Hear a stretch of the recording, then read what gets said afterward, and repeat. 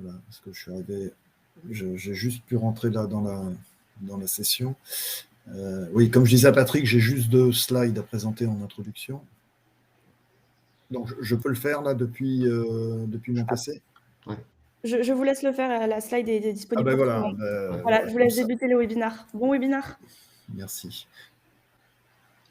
Je te propose de prendre la main, Thierry, au début. On va laisser tous les participants arriver tranquillement. Je vois que... Je ne sais pas pourquoi c'est modéré, ça. Mais... Obligé de cliquer sur valider pour les gens qui disent bonjour. Oui, bien sûr qu'on valide le bonjour que vous nous donnez. C'est particulièrement sympa. Je vois la liste des participants. J'arrive pas à voir tout le monde en même temps. Bonjour Alexia, ça fait plaisir de te voir. Bonjour à toutes et à tous.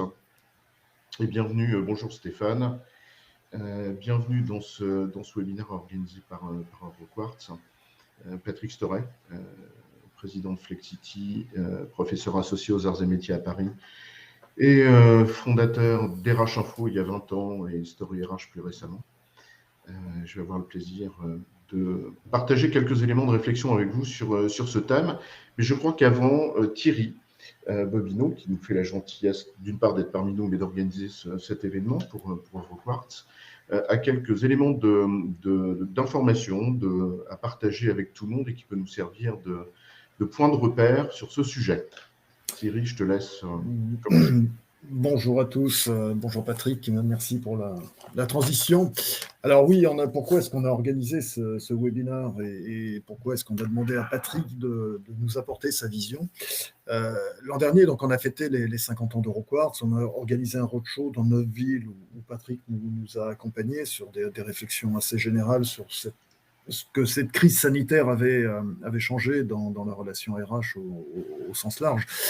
Mais on avait fait précéder cette intervention d'une enquête qu'on a réalisée avec MyRHline pour essayer de comprendre si la crise avait eu aussi des impacts sur les projets SIRH.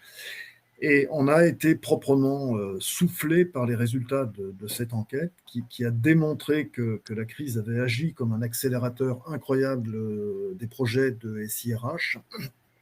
Vous avez ici une classification, donc, alors à très court terme, puisqu'on a étudié 2021, 2022, 2023, donc c'est les projets en horizon jusqu'à la fin de 2023.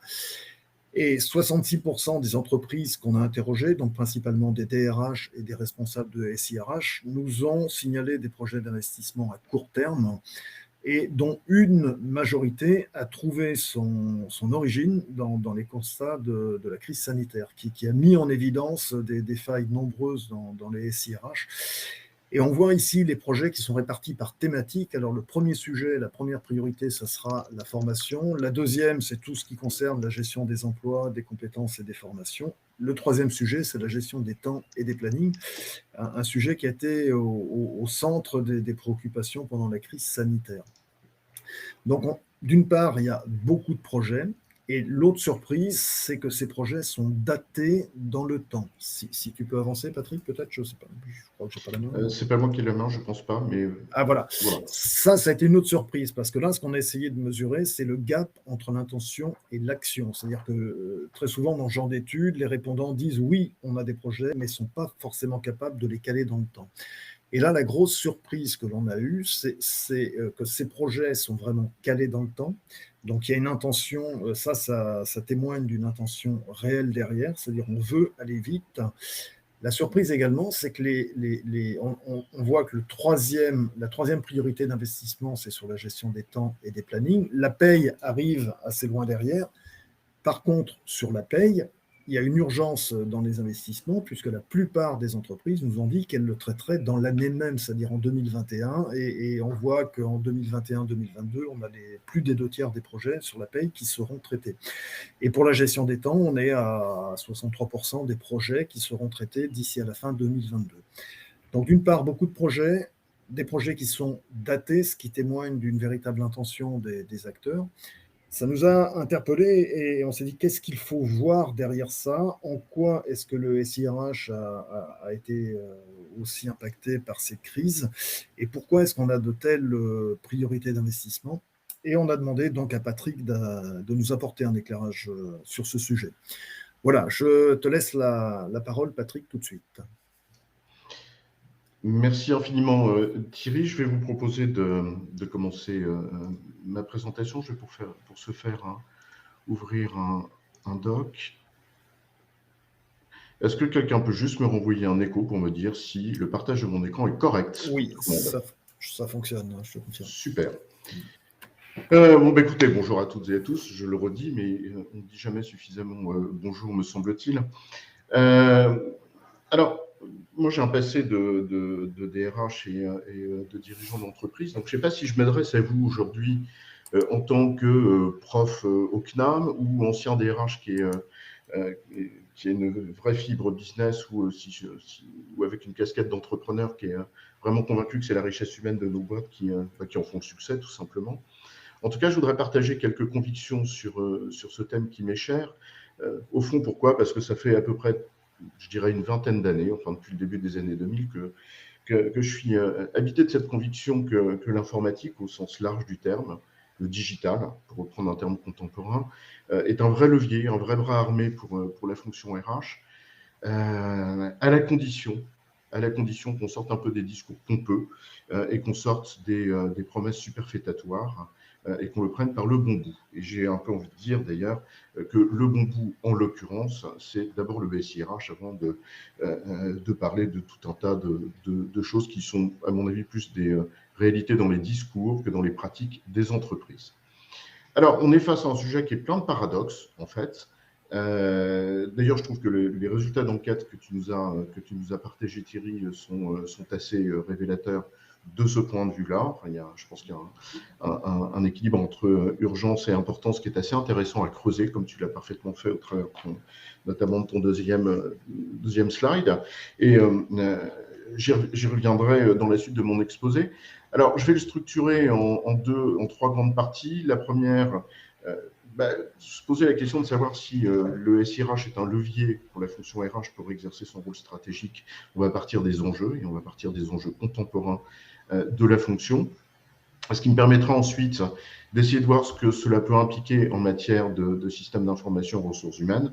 Et j'essayerai de terminer par quelques orientations qui me semblent devoir être privilégiées en la matière, ce qui nous permettra évidemment de se garder un temps d'échange. Alors je vois que les questions sont modérées, ce qui fait que je ne peux pas à la fois faire ma présentation et valider vos questions en même temps, donc je les prendrai à la fin si ça ne vous dérange pas, parce que sinon je vais me mélanger les crayons entre les 50 fenêtres ouvertes dans mon navigateur.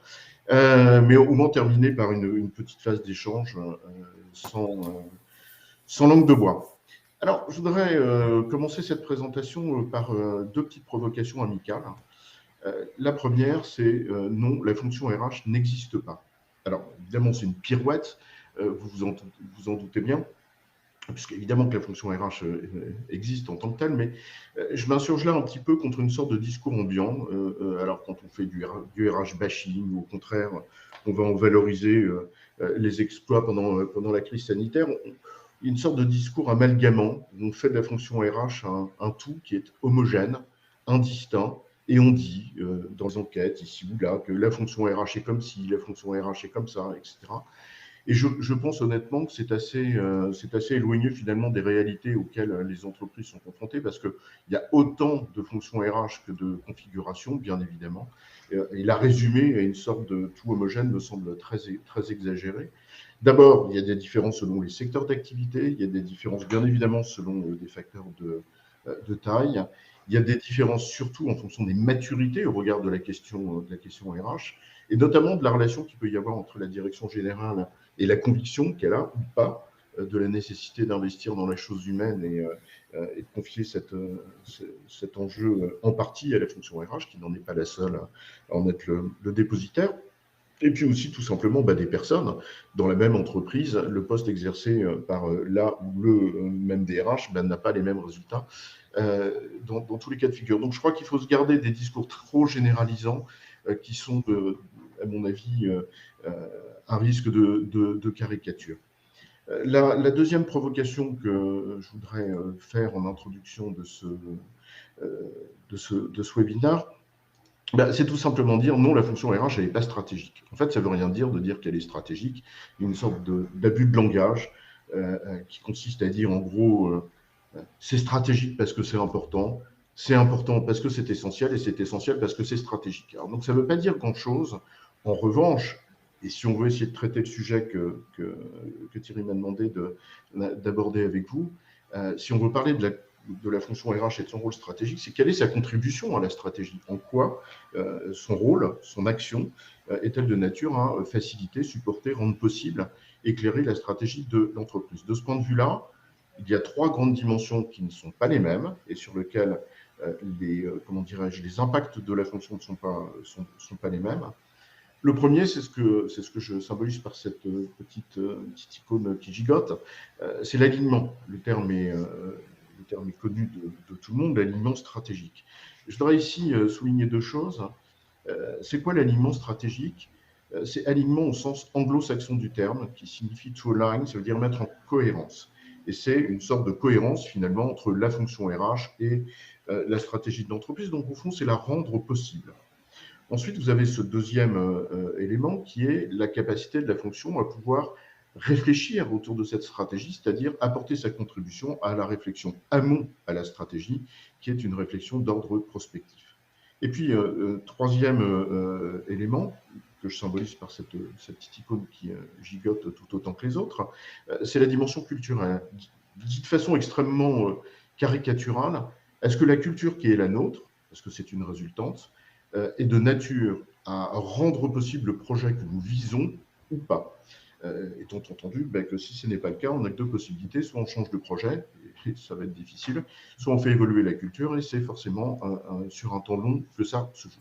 Donc voilà les 3 grandes contributions de la fonction RH à la stratégie de l'entreprise et qui nous permettent un peu d'éclairer le propos que je vous propose. Alors, j'ai un peu envie de dire qu'une fois qu'on a dit ça, ça fait à peu près 20 ans que j'entends le même discours, qui est un discours que je résume par cette pyramide qu'on a tous vue, qui consiste à dire « Ah, il faudrait que la fonction RH soit en capacité d'inverser cette pyramide, c'est-à-dire de passer beaucoup moins de temps sur les activités chronophages, peu créatrices de valeur dans son activité au bout du compte, pour pouvoir se consacrer à ce qui fait l'essentiel de cette contribution stratégique telle que je viens de l'évoquer. » Et j'ai presque envie de dire qu'on entend ça depuis à peu près 20 ans. Alors évidemment qu'il y a eu des progrès qui ont été faits ces 20 dernières années, ça ne fait pas l'ombre d'un doute. En fait, de mémoire, ça a un peu commencé ce discours avec la fameuse matrice d'Ulrich dans les années 2000. Je me souviens de Dave Ulrich sautillant sur scène au Palais des Congrès à Paris en brandissant son expression de HR Business Partner et en disant en substance qu'il faudrait qu'il se consacre un peu moins à son rôle d'expert. Et je crois que tout le monde a retenu business partner au sens de partenaire stratégique. Et on tape dans la gamelle, on veut être stratégique, alors que c'est une résultante des contributions aux 3 domaines que je viens d'évoquer. Et qu'on a peut-être un peu oublié dans certaines entreprises à ce moment-là, la nécessité de s'industrialiser pour répondre à la première dimension, qui est de réduire le poids des activités à faible valeur ajoutée. Alors évidemment, depuis, il y a d'énormes progrès qui ont été faits, de façon extrêmement hétérogène d'une entreprise à l'autre. On rencontre aujourd'hui une diversité de situations de ce point de vue-là qui est assez grande, même s'il y a quand même eu des progrès importants. Néanmoins, il y a encore très certainement des trous dans la raquette. Je crois que quand on a préparé ce sujet, Thierry, tu me racontais, tu faisais référence à une étude, pardonne-moi, je ne sais plus de quelle Édition Tissot. Édition Tissot, ouais, disons en gros que les DRH passent encore 70%. Alors, c'est les DRH interrogés, d'une part, et pas les DRH dans l'absolu, mais néanmoins, qu'une grande majorité d'entre eux ou d'entre elles passent encore beaucoup de temps sur des activités qui sont quand même très chronophages, peu créatrices de valeur. Donc, on a presque envie de se dire, finalement, est-ce que les choses ont tant changé que ça depuis 20 piges? Au fond, on pourrait même, avec un peu de provocation, se demander, finalement, est-ce qu'ils n'aiment pas ça?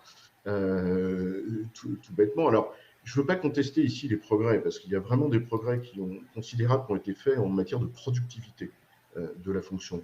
Est-ce qu'il y a eu des progrès aussi considérables en matière de satisfaction de ceux que l'on est supposé servir, c'est-à-dire les collaborateurs et les collaboratrices de nos entreprises, les managers aussi? Je pense que la situation est certainement un petit peu plus bigarrée. Alors, Face à ce constat, il y a quand même un élément qu'il faut avoir en tête, c'est qu'on a aujourd'hui des enjeux, et c'est le premier point que je voudrais évoquer ici avec vous, on a des enjeux qui sont particulièrement pressants sur la fonction, et que si on veut pouvoir être en mesure de les relever, il va peut-être falloir s'attaquer à ce défi de l'industrialisation ou à cette fameuse pyramide. Il va être temps non pas de renverser la table, comme aiment à dire certains en ce moment, mais tout simplement de véritablement réussir ce retournement de pyramide. Alors, revenons sur la question de ces enjeux. Quels sont-ils? Alors, il y a deux natures d'enjeux auxquels la fonction RH doit faire face. D'abord, des enjeux conjoncturels, et puis ensuite des enjeux structurels. Et je voudrais ici, d'ailleurs, souligner le fait que les enjeux conjoncturels, auxquels la fonction est globalement confrontée aujourd'hui, sont non seulement des révélateurs, des amplificateurs d'enjeux structurels, mais d'enjeux structurels qui préexistaient avant qu'on en parle autant aujourd'hui. Alors, quels sont-ils? Ils ne sont pas très difficiles à comprendre. Je crois que chacune et chacun d'entre vous, vous y êtes confrontés. J'en vois au moins trois. D'abord, une énorme pénurie de main-d'œuvre, quels que soient les secteurs d'activité. Je ne parle pas simplement ici de populations pour lesquelles ça sonne comme une évidence, comme des développeurs informatiques, enfin, des populations de ce type-là, mais entre d'une part, et il y a un très bon article de Gilles Verrier que j'ai vu passer sur RH Info aujourd'hui, où il dit finalement, face à cette pénurie de main-d'œuvre, il y a deux éléments structurels. Il y a un premier élément qui est lié à des populations super qualifiées qu'il est difficile de trouver. On a du mal à trouver des gens qualifiés, et on peut penser ici à tous les métiers du digital, mais aussi les métiers qui ont été tellement dévalorisés, dont les conditions sont pas forcément les conditions de travail ne sont pas forcément si faciles, mais qui sont des métiers dont on a terriblement besoin et sur lesquels il y a même une compétition internationale. Ça peut paraître surprenant, mais je vous donnerai un exemple à ce titre que je trouve intéressant. Je crois qu'on manque de 4000 bouchers en France. Mais pour préciser, Boris Johnson, en décembre de l'année dernière, pour que les petites Anglaises et les petits Anglais ne manquent pas de viande au moment des fêtes de Noël, il a ouvert 15 000 visas pour les bouchers. Donc, même sur des populations comme ça, on est face à une pénurie qui est une compétition quasi internationale. Deuxième élément conjoncturel, et je pense que toutes celles et ceux parmi vous qui sortent de leur NAO, vous en avez touché du doigt le caractère extrêmement concret, c'est le retour de l'inflation, avec tout ce que ça... Et puis une inflation durable, c'est-à-dire que ça ne va pas s'arrêter là dans les mois à venir, et donc on va se retrouver dans une situation où certaines appétences vont renaître. Il va falloir certainement revoir nos équilibres, les paradigmes dans lesquels on était. Est-ce à dire que le pouvoir a changé de main? J'en sais rien, je n'irai pas forcément jusque-là, mais néanmoins, parce qu'il y a des réalités économiques aussi, mais néanmoins, il y a un phénomène assez important, et il suffit de voir les attentes d'un candidat quand on est dans un process de recrutement. La combinaison de la pénurie de main-d'œuvre et du retour sur l'inflation conduit à ce qu'il y ait des demandes qui soient particulièrement beaucoup plus élevées qu'elles ne l'étaient auparavant. Et donc, il faut naturellement en tenir compte. Il y a évidemment tout ce qui est lié aussi, j'ai envie de dire, je ne sais pas si on peut dire ça, à la sortie de crise de la Covid, on n'en est peut-être pas sorti, mais enfin, on peut espérer que si quand même, mais avec à la fois des retours sur site qui sont difficiles pour certains, enfin, ou au contraire la mise en place d'un travail à distance, ou en tout cas en mode hybride, même si j'aime pas trop cette expression, mais qui présente un certain nombre de difficultés, tant chez les collaborateurs, mais surtout dans la ligne managériale, qui n'est pas forcément complètement préparée, des risques de fractures sociales qui sont liés à ça. Je pense à des populations ouvrières qui peuvent, à tort ou à raison d'ailleurs, considérer que le droit au travail à distance qui aurait été octroyé à certains cadres est un privilège, même si ce n'est pas le cas, mais ça peut être perçu comme ça.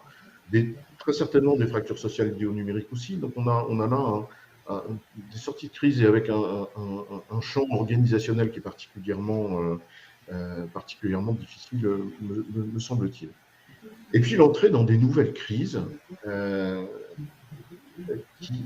qui réveillent en nous, je pense, un certain nombre de peurs. Le spectre du chaos j'allais dire, qui est au bord de l'Europe, qui est en Europe aujourd'hui, et qui rajoute une très très forte complexité à la fois sur nos activités, bien évidemment, d'abord des entreprises qui sont touchées très directement, ou d'autres qui le sont indirectement, mais aussi tout simplement sur la psychologie des gens.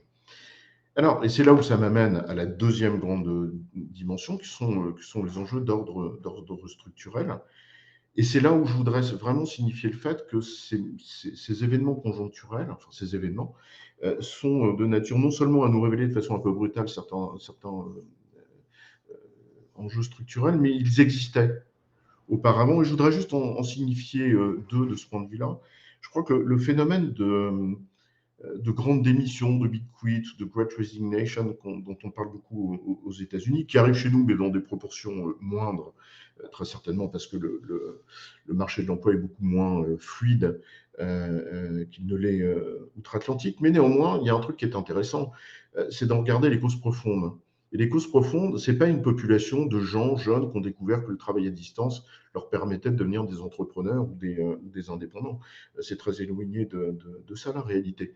Il y a une double réalité. Alors, il y a une réalité très prosaïque qui est sur les salaires, voilà, comme souvent d'ailleurs.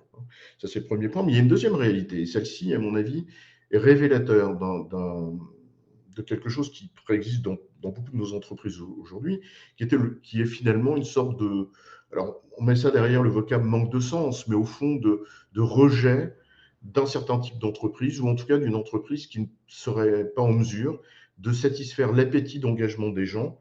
Et cet appétit d'engagement, en fait, il a été un peu révélé par la crise sanitaire, c'est-à-dire que les gens se sont mis à penser à la vie, quoi, tout simplement, et par conséquent à la place du travail dans la vie, et donc leur besoin d'utilité, leur besoin de donner un sens à tout ça, et que quand l'entreprise n'est pas en capacité de répondre à ce besoin, ils vont s'engager ailleurs. Donc, ce n'est pas qu'ils ne sont pas engagés, c'est qu'ils sont très engagés, mais ils sont engagés ailleurs, pas forcément là où l'entreprise le souhaiterait.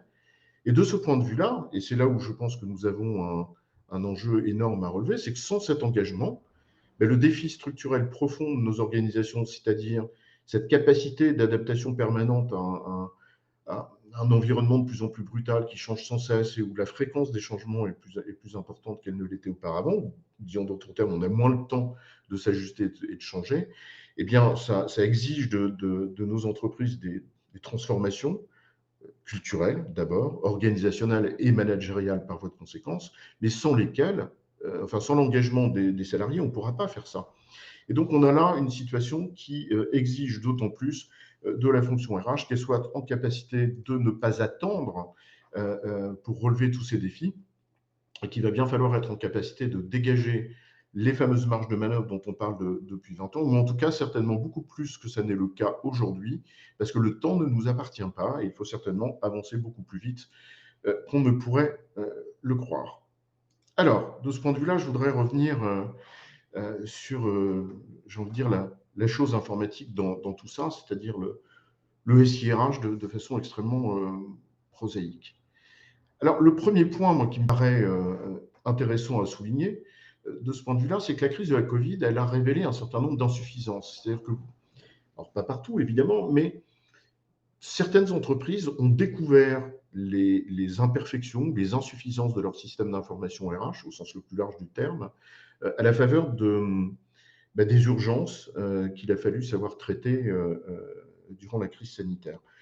D'ailleurs, là, on peut souligner non seulement l'engagement des salariés qui a été assez remarquable dans pas mal de boîtes et pendant cette période, et aussi l'engagement de la fonction RH qui a su parer au plus pressé dans des conditions difficiles. Les premières insuffisances, elles ont été d'ordre matériel, d'une part, et aussi sur les infrastructures. J'ai presque envie de dire, en provoquant, que dans certaines entreprises, on a découvert que l'informatique, il y a de l'infrastructure derrière, il y a du matériel derrière, et que ceci exige des investissements, de la maintenance, et de faire en sorte que ça marche bien. C'est sûr que du travail à distance, sans bande passante, c'est difficile. Un deuxième élément qui me semble avoir été vécu dans certaines entreprises, c'est le constat que certains de nos outils de gestion en matière RH, y compris sur des processus que l'on peut penser basiques, mais qui ne le sont pas, étaient inadaptés, ou en tout cas pas bien faits pour pouvoir être gérés complètement à distance, ou nécessitant beaucoup trop d'interventions manuelles dont on a pris conscience des difficultés qu'elles posaient dans cette phase où on était tous confinés et donc par conséquent obligatoirement à distance, ou tout simplement des outils dont on a pris conscience de l'obsolescence, avec un décalage qui s'est introduit entre finalement ce que les gens ont l'habitude de vivre dans leur vie privée avec des outils fluides, avec une expérience utilisateur sympa, et les outils parfois un peu prosaïques de leur système d'information. Le deuxième élément qui me semble avoir été révélé à la faveur de cette crise en matière de SIRH, j'ai presque envie de dire c'est l'inverse. C'est-à-dire que, à force d'avoir empilé des applications informatiques en tout genre, mais d'avoir eu une forme de, comment dirais-je, de déficit de réflexion profonde sur l'architecture des SIRH, certaines entreprises qui, à l'inverse de celles que j'évoquais précédemment, qui ont des outils inadaptés, elles ont investi terriblement dans la modernité, en empilant des applications informatiques un peu modernes et un peu sexy. Mais finalement, on se rend compte que cet empilage, parce qu'on n'a peut-être pas réfléchi suffisamment à l'architecture du système dans son ensemble, conduit d'une part à avoir des difficultés finalement à trouver l'information, à faire en sorte que tout ceci discute à peu près correctement. Et c'est là où on se rend compte tout simplement qu'il y a un certain nombre de processus basiques qui n'étaient pas correctement couverts, voire, et c'est le dernier élément que j'évoque ici, des gros trous dans la raquette. C'est-à-dire qu'à force d'empiler des outils super sexy, on a oublié des éléments qui sont absolument essentiels dans le système d'information. Alors, pour schématiser, à la faveur de la crise, on a découvert deux situations. On n'a pas les outils de base, ou alors au contraire, on n'est pas sous-équipé, au contraire, on est suréquipé. On est suréquipé, mais on s'est un peu focalisé, on s'est trop focalisé, sur la sophistication des outils, sur chacun d'entre eux. Mais pour autant, on a du mal à se compter, on a du mal à savoir qui est là, y compris sur des activités de gestion des temps, comme l'évoquait Thierry tout à l'heure. Et c'est pour ça que je trouve que les résultats d'études que tu nous as montrés sont très éclairants, parce qu'en fait, ils montrent une réalité qui est un peu moins glorieuse que les discours qu'on entend dans les dîners en ville et chez les commentateurs et les observateurs qui se préoccupent que de ce qui brille et pas forcément de ce qui se passe. En fait, on peut retenir deux choses. Évidemment que la fonction RH sait ce qui est important. C'est le développement du capital humain, c'est-à-dire de faire en sorte qu'on ait un capital humain engagé, d'être en capacité de s'engager dans cette transformation organisationnelle, culturelle dont on a besoin. Et ce n'est pas pour rien que les deux principaux domaines que tu montrais en début, sur lesquels il va y avoir des investissements dans les années à venir, c'est évidemment le learning, tout ce qu'on va mettre derrière le vocable de la formation au sens le plus vaste du terme, et également tout ce qui va tourner autour des compétences et de la performance. Mais en même temps, les DRH savent parfaitement où est l'urgence. Et l'urgence, c'est là où il y a des priorités en 2021-2022, comme tu l'as souligné. Et ce que je trouve intéressant, c'est que la première, c'est la paye, et la deuxième, c'est la gestion des temps. Et c'est là où on est, à mon avis, face à une sorte de paradoxe. On sait qu'à terme, il va falloir investir dans les outils qui nous permettront de soutenir une politique RH engagée sur des sujets de fond, mais que ceci n'est possible qu'à la condition que nous ayons pu au moins assurer les fondations de la maison. Et on en arrive donc à cette idée finalement assez simple, c'est que la priorité, c'est d'assurer le basique. Voilà. Dit en d'autres termes, on ne se préoccupe pas de la couleur des rideaux du deuxième étage si on n'a pas des fondations solides. Et ces fondations solides, ce n'est même pas qu'une question de système d'information, c'est d'abord une question de processus.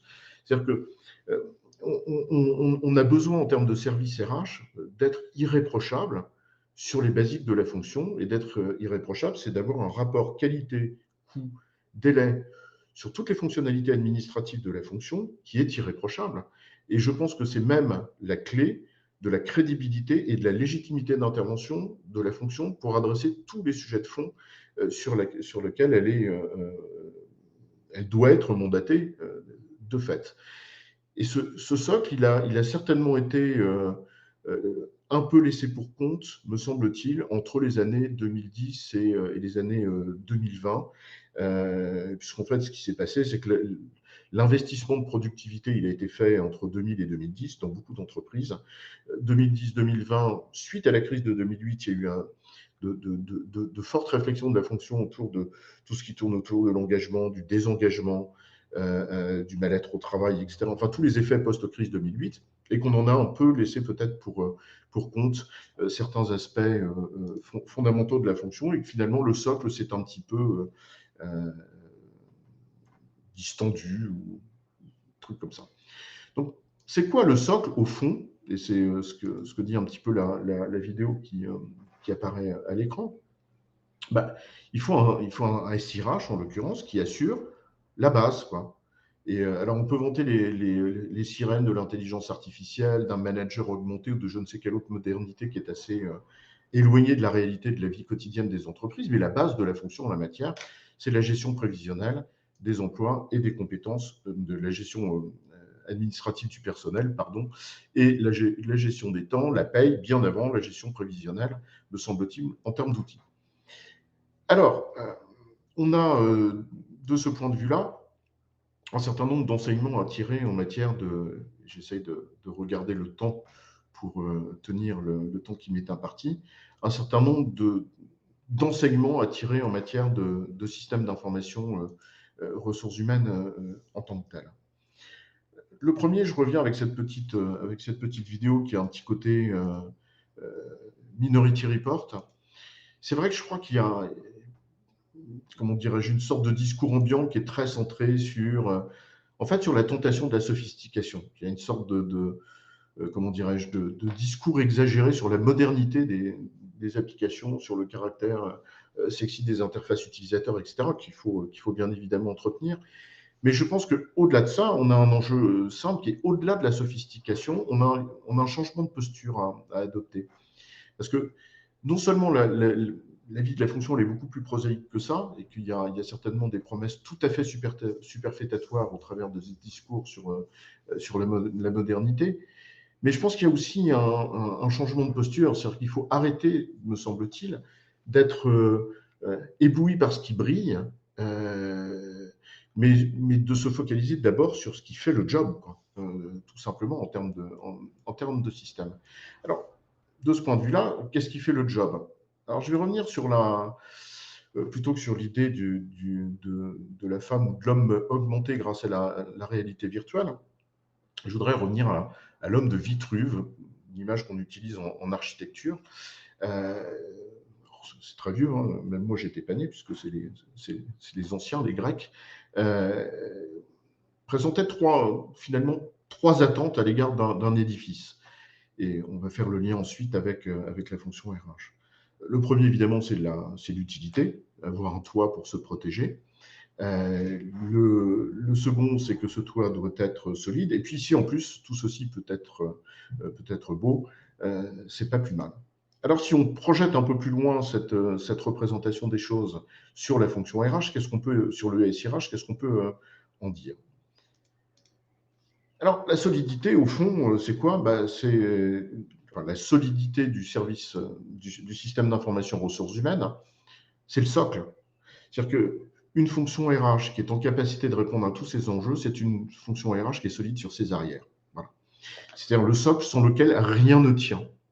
Donc, je ne vais pas revenir ici sur la nécessité de commencer par les processus de base, mais les processus de base, c'est bien la gestion administrative du personnel, la paye et la gestion des temps, au sens le plus large du terme. Pourquoi? Parce que c'est d'une part ce qui concentre l'ensemble comment dirais-je, du temps, de l'activité, de la fonction.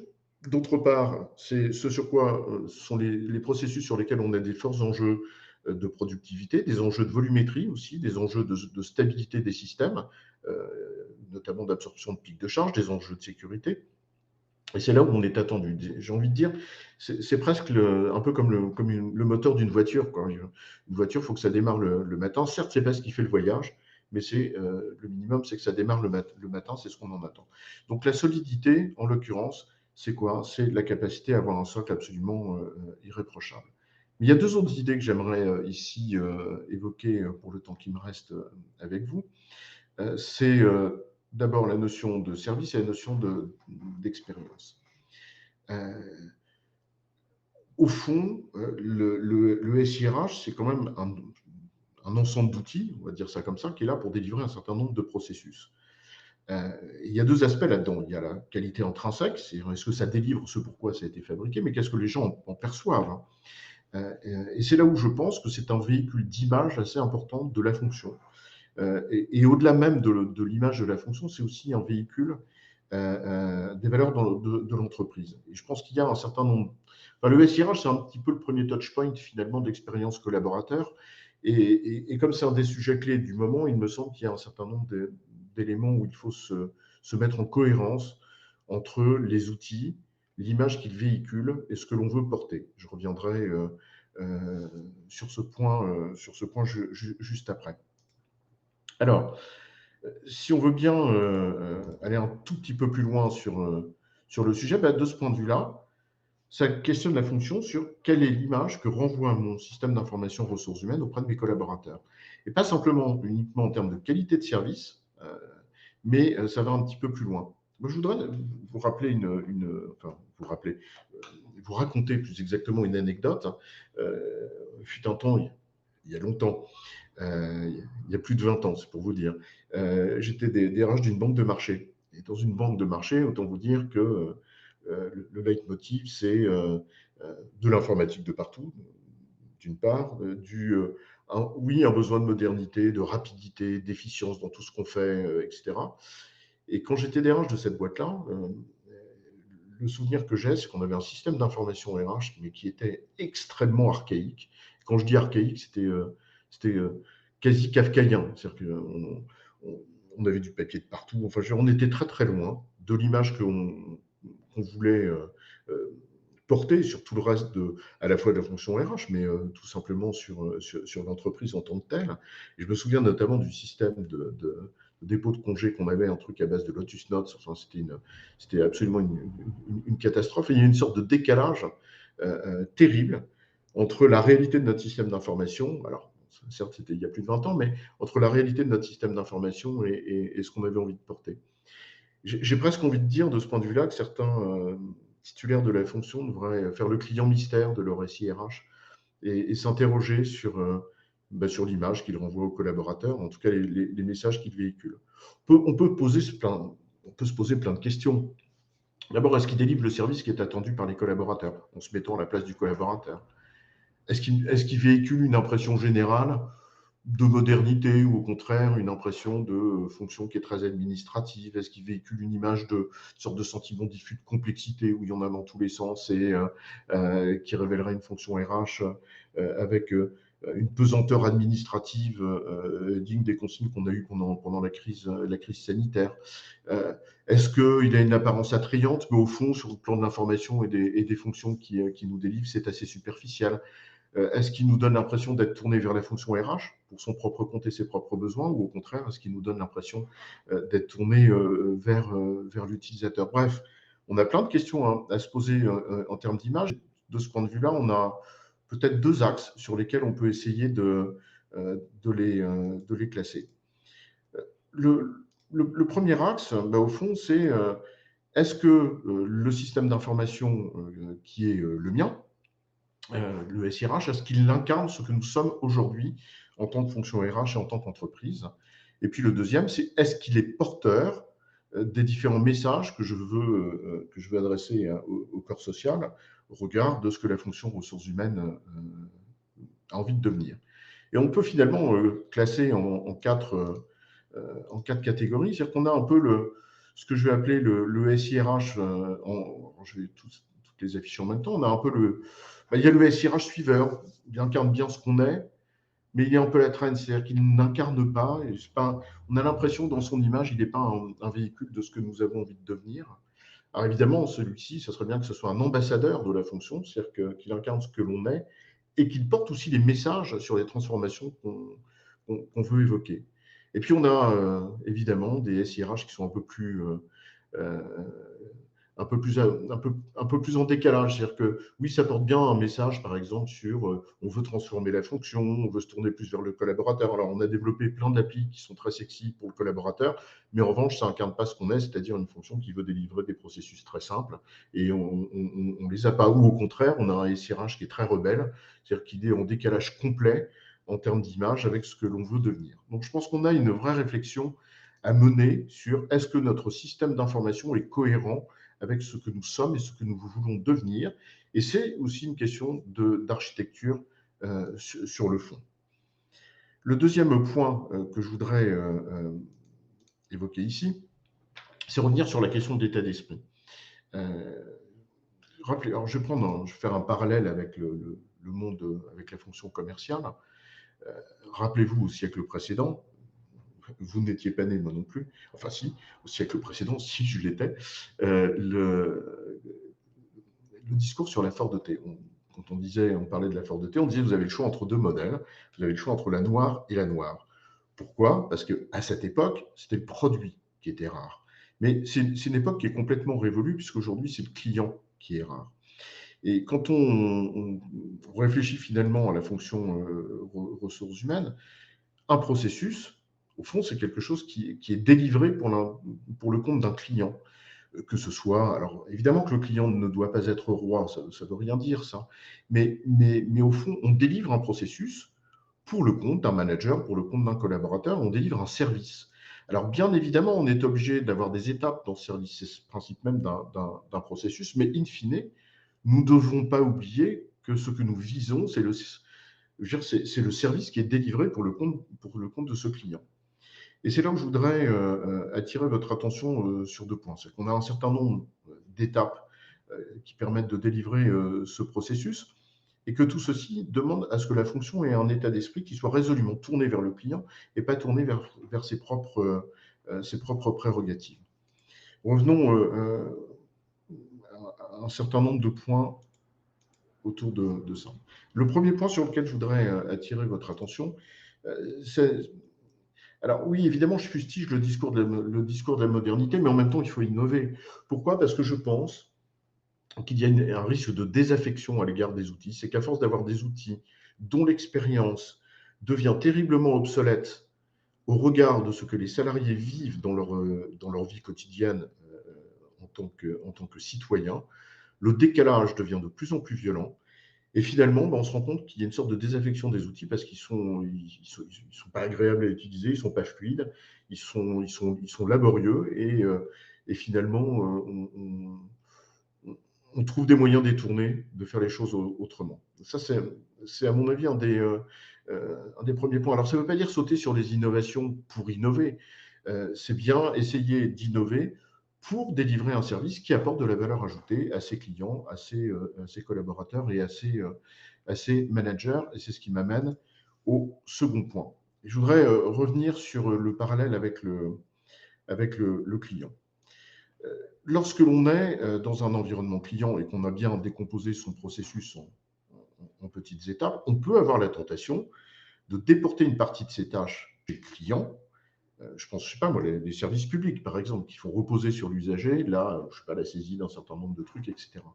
Évidemment que ça a généré du temps, de l'économie de temps pour le fournisseur, en l'occurrence. Évidemment que c'est de la valeur ajoutée supplémentaire puisque le client ne fait pas partie de notre organisation.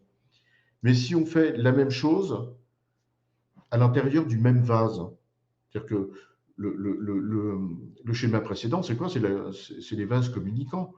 Donc évidemment que ça crée de la valeur pour le premier vase, et c'est de la valeur en moins pour le deuxième. Mais si tout ceci, c'est le même vase, est-ce qu'on est bien sûr qu'on apporte de la valeur ajoutée in fine? C'est-à-dire que, est-ce qu'on a créé de la valeur pour l'entreprise en déportant une partie des tâches sur le manager? C'est là où on peut résolument s'interroger si on n'a pas pensé des systèmes qui sont de nature à outiller correctement le manager pour que ceci puisse faire ce qu'il a à faire, mais dans les meilleures conditions, et non pas de l'envahir en tout point de tout un tas d'applications informatiques dans tous les sens, sans se préoccuper, et c'est là le point qui me paraît important, sans se préoccuper de ce que ça peut lui apporter comme service. Au fond, on a, à mon avis, en la matière, un rôle clé, beaucoup de tâches RH qui ont été déportées vers le manager, mais sans pour autant qu'on lui ait donné les moyens de le faire dans les meilleures conditions. Et donc, à un certain moment, on s'étonne qu'il y ait une sorte de désaffection à l'égard des outils, on s'étonne qu'il se sente un petit peu envahi, qu'il n'ait pas le temps, qu'il ait du mal à le faire, alors qu'il est sous pression dans tous les sens. Il est sous pression des injonctions contradictoires, il est sous pression. Alors, d'abord, il est sous pression de sa hiérarchie, c'est-à-dire qu'il est un peu le dernier maillon du dispositif, si j'ose dire. Il est sous pression de toutes les injonctions contradictoires liées à l'inadaptation des processus à la réalité, liées au fait que ses collaborateurs ont du mal à ajuster les processus à la réalité du terrain, etc. Et en plus, on lui en met de partout, entre le contrôle de gestion, du reporting, etc. Et finalement, j'ai presque envie de dire qu'on le fait disparaître. Alors, c'est là où moi je pense qu'on a une nécessité d'outiller ce manager de manière à ce que la part d'activité RH qui lui incombe soit faite dans les meilleures conditions. Et de ce point de vue-là, on revient encore sur les processus simples. Alors, en conclusion, vous l'avez compris, la question, c'est pas de savoir si on est stratégique ou pas. C'est pas quelque chose qui se réclame être stratégique. C'est une résultante de ce que l'on fait. C'est une résultante des résultats qu'on obtient sur les différentes dimensions que j'ai évoquées tout à l'heure. Et ça commence par, effectivement, donner des gages sur les basiques de la fonction, c'est-à-dire là où on est attendu. Et c'est bien une question d'être irréprochable en termes de qualité, coût et délai. Et de ce point de vue-là, le SIRH, si on a la capacité à travailler sur une couverture fonctionnelle digne de ce nom en ayant des services de base, et là je pense particulièrement effectivement au socle paye, gestion admin et GTA absolument irréprochable. Et alors là, dans cette hypothèse, on a un SIRH qui devient un véritable bras armé. Donc en conclusion, c'est une question de couverture fonctionnelle en commençant par les fondamentaux. C'est une question de qualité d'architecture de manière à préserver l'intégrité des données et pas laisser des trous dans la raquette. Une architecture qui a des propriétés qui lui sont propres, qui doivent être en harmonie avec ce que l'on veut faire, ce qui signifie qu'on doit avoir une urbanisation de son système d'information qui est cohérente en fonction des enjeux de la fonction. Et si on arrive à porter ces trois grandes dimensions, qui commencent bien par la base de l'escalier, si j'ose dire, alors on aura un SIRH qui sera de nature à aider la fonction à relever ces défis dits stratégiques. En tout cas, voilà les quelques éléments que je souhaitais, parce que j'avais 45 minutes, donc on est à 12h17, on est à peu près dans les temps. Les quelques éléments de réflexion que je voulais partager avec vous sur ce thème. Le SIRH, oui, est un levier pour la fonction RH, pour exercer son rôle stratégique, à la condition d'avoir un SIRH qui remplit les exigences minimales. Voilà. Je vais peut-être couper le partage de mon écran. Hop. Alors, merci Patrick, tout d'abord pour cette intervention qui permet de prendre un petit peu de hauteur sur l'approche. Avant de traiter les questions, j'ai juste une petite réflexion et je voudrais ton avis là-dessus. Ouais. Bon, la France se distingue par une complexité administrative RH incroyable qui a été mesurée dans des études internationales. Alors, je pense par exemple au compte pénibilité qui a à peu près une dizaine d'années. On se demande comment des esprits normaux ont pondre une telle usine à gaz. Il y a vraiment qu'en France qu'on peut penser à des choses comme ça, complètement inapplicables et ingérables sur le terrain. Et ma question, j'aimerais bien avoir ton avis sur ce sujet. Est-ce que finalement la fonction RH en France n'est pas condamnée, dans la durée, à courir derrière cette complexité qui la détourne des autres missions que tu as citées ici? Elle n'a pas le choix. C'est-à-dire que comme tout métier, mais particulièrement la fonction RH pour les raisons que tu évoques, elle est confrontée à un champ de contraintes. Et le premier champ de contraintes, il est réglementaire, bien évidemment. Et c'est vrai que la complexité de notre droit social est un charme français. Il suffit de voir une feuille de paye anglaise à côté d'une feuille de paye française. Et d'un côté, tu as 3 lignes et de l'autre côté, tu as le bottin mondain. Évidemment, elle n'a pas le choix. Et c'est précisément pour laquelle on a... je valide une question en même temps.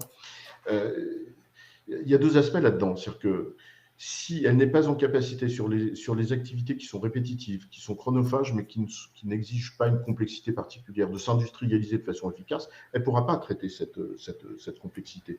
Cette complexité a par ailleurs des effets sur le système d'information en tant que tel, par nature. Enfin, je pense qu'avec le métier que tu exerces, on est le premier à y être confronté. Et ça exige, à mon avis, justement, si on veut traiter le reste, de pouvoir y répondre de façon le plus industrielle possible.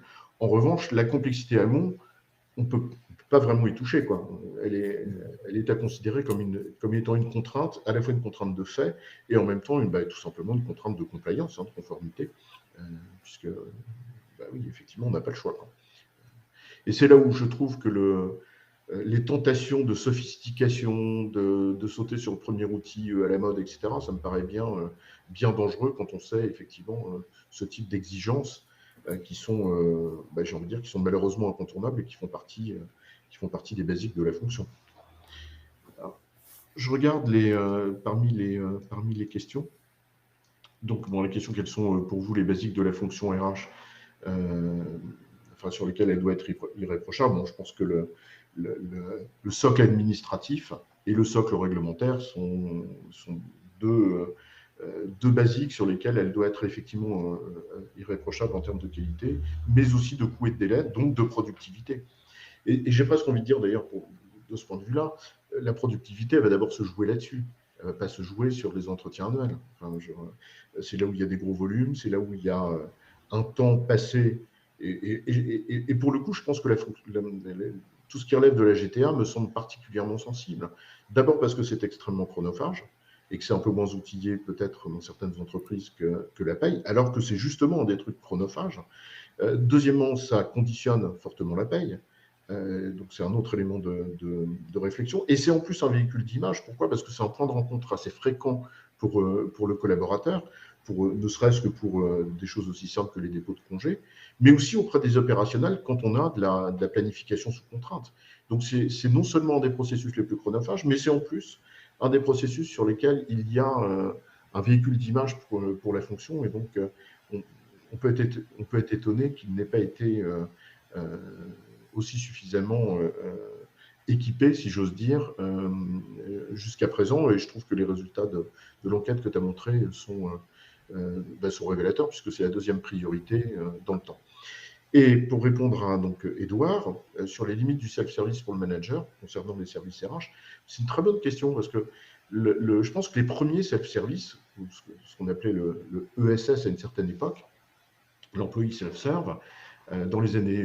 ça a commencé dans les années 2000, avec des verrues, des ERP à l'époque, qui faisaient du faux web en émulant du client-serveur avec une fenêtre web avec du Citrix derrière. Ça a été une réponse de productivité de la fonction pour elle-même. La limite du self-service, c'est quand on commence à apporter un service, à demander au manager de faire un certain nombre de choses qui n'apportent de service qu'à celui qui lui demande. Je pense que sur toutes les fonctionnalités tous les processus, les macro-processus dont on a parlé jusqu'à présent, il est important que ça apporte aussi de la valeur ajoutée au manager, d'avoir de la visibilité sur le planning de ses équipes, d'avoir un certain nombre de facilités pour pouvoir valider un certain nombre de tâches, etc., etc. Il faut penser le système, il faut penser les outils en fonction de la valeur ajoutée aussi qu'ils apportent aux clients. Alors, je vais valider les autres questions. Toujours une question d'Édouard. Effectivement, les managers doivent manipuler de nombreux outils digitaux. Oui, c'est très juste cette remarque. Alors, je ne sais pas si c'est toujours une question d'intégration, parce que si on veut tout intégrer, à un certain moment, on met tout dans un seul outil et on risque d'avoir quelque chose qui fait tout, mais pas bien, quoi.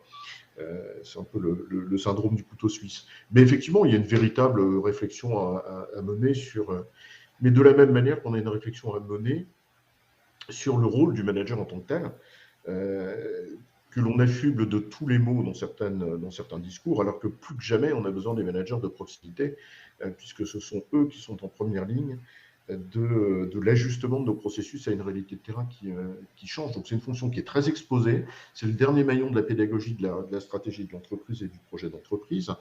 C'est sur lui que retombe tout un tas de choses, donc il faut effectivement ne pas choyer, mais valoriser son rôle en lui donnant les moyens de le faire dans les meilleures conditions possibles. Je voudrais juste faire une petite intervention, Patrick, sur ce sujet. Il y a une étude de Marquez qui a été publiée il y a quelques années, qui disait, par rapport à la gestion des temps, que les managers considéraient que ça faisait bien partie de leur fonction. Ils considéraient que c'était dans leur rôle, ils regrettaient majoritairement de ne pas avoir les outils suffisants pour le faire bien. Et je crois que c'est 70% de ces managers qui disaient qu'ils géraient ces données administratives, cette gestion des temps de travail, ils le géraient en dehors de leurs propres horaires de travail. Ce qui est le grand paradoxe. Voilà, c'est que ils sont tellement pris par leur quotidien qu'ils n'avaient pas forcément les outils pour le faire correctement. Le résultat, c'est qu'ils étaient obligés de faire ça en fin de journée, une fois qu'ils avaient traité tous les aspects métiers de leur fonction. Et ça, c'est pas forcément une situation très, très, très souhaitable. C'est pas satisfaisant du tout, et ce d'autant plus qu'on en a besoin sur d'autres aspects. Alors, juste valider une autre question qui s'adresse à toi, Thierry, de Béatrice. Pour faire votre enquête, quel type d'entreprise avez-vous approché? Est-ce que les chiffres que tu nous as livrés tout à l'heure, c'est plutôt PME, plutôt grand groupe? C'est une très bonne question. Alors oui, il y avait des PME dedans, il y avait des ETI et des grands comptes. Mais malgré tout, sur un plan statistique, les PME n'étaient pas représentées comme elles auraient dû l'être. Donc c'est plutôt des grosses PME, des ETI et des grandes entreprises qui ont été interrogées. D'accord. Et l'enquête à laquelle tu faisais référence, Karine nous demande s'il est possible d'en avoir Oui, il faudrait que je la recherche. Hein. C'est une étude qui a déjà quelques années, mais qu'il faudrait que je retrouve. Et effectivement, elle mettait bien le rôle essentiel du manager et la compréhension que les managers en avaient. Ça fait bien partie de ma fonction de gérer les plannings, de gérer les temps de travail. Ça fait partie de mon job, mais je n'ai pas forcément les outils pour le faire. Et la conséquence, c'est que je dois le faire en dehors de mes horaires de travail, ce qui n'est pas normal. Moi, je pense que ça s'inscrit tout ceci s'inscrit un peu en faux avec un certain nombre de discours, mais je pense qu'ils sont des discours complètement surfaits. Quand j'entends ici ou là des gens nous dire on veut plus de managers, on veut des leaders, ce qui est, pardonnez-moi, mais c'est une bêtise abyssale. On est juste en train de redécouvrir les fondamentaux du management. Et je pense que là, on a finalement deux exigences. La première, c'est puisque nous avons plus que jamais besoin du manager de proximité et qui joue un rôle de courroie de transmission essentiel face à tous les enjeux de transformation de nos entreprises, mais mince, occupons-nous de lui pour qu'il puisse exercer son job dans les meilleures conditions, ce qui renvoie peut-être d'ailleurs à une deuxième dimension que je n'ai pas évoquée dans cette présentation, mais c'est le rôle du RH de proximité, et que le RH de proximité doit être aussi outillé pour pouvoir exercer son rôle auprès du manager de proximité, à la fois sous les aspects d'organisation, tout simplement, l'aider à identifier et mettre à sa disposition les ressources dont il a besoin pour faire son job, mais aussi très certainement des outils informatiques pour le RH de proximité pour qu'il puisse exercer son rôle. Mais effectivement, c'est très paradoxal, comme tu le dis, et ce que souligne Édouard, de voir que oui, gérer le temps de travail des autres en dehors de son propre temps de travail. Absolument. Absolument. Est-ce que une ou deux dernières questions? Je vois qu'il est 12h27, donc pour respecter le timing qui était prévu et surtout pour ne surtout pas vous empêcher d'aller manger, ce qui est quand même un moment important. Alors, Béatrice nous dit quelque chose. Je pense qu'il faut bien assurer qu'un éditeur DSI-RH a la possibilité de développer ses outils afin de même faire du développement RH. Ben oui, absolument. C'est très juste. Je partage pleinement ce point de vue. Et c'est là où la réflexion sur l'architecture doit, de mon point de vue, passer avant l'excitation sur la modernité des outils. C'est-à-dire qu'on se précise. Enfin, quand on veut partir en vacances, on ne se demande pas si on veut acheter une Audi ou une Renault. Enfin, ce n'est pas le sujet. Je sais où est-ce que je veux partir, de quoi j'ai besoin, et quels sont les outils qui vont me permettre d'y répondre. Et je pense que là, on a besoin certainement d'un peu d'hygiène de raisonnement dans les réflexions sur l'architecture pour s'assurer que le basique est bien présent. Et quand on a des fondations solides, alors on peut construire un bel édifice, d'où cette référence à la triade de Vitruve, histoire de donner une image. S'il n'y a pas d'autres questions, Thierry, je te passe un mot de conclusion peut-être. Bien, écoutez, merci Patrick pour l'intervention, toujours aussi intéressante. À vous tous pour votre attention, bien évidemment. On retrouvera Patrick avec nous, avec EuroQuartz, chez Microsoft à Paris le 16 juin pour une réflexion là aussi sur technologie et fonction RH, comment la technologie peut aider la fonction RH, parce qu'elle peut l'aider, bien évidemment, mais à condition de suivre quelques, quelques règles d'hygiène, comme le disait Patrick, en termes de système d'information. Merci à tous et à très bientôt pour un prochain webinaire. Merci à vous toutes, merci à vous tous. Je ne peux pas cliquer sur tous les messages là, parce que ça va trop vite pour moi, mais je vous remercie infiniment de votre participation à ce moment. Et puis, merci Thierry de m'en avoir donné l'opportunité. À très bientôt. Bonne journée.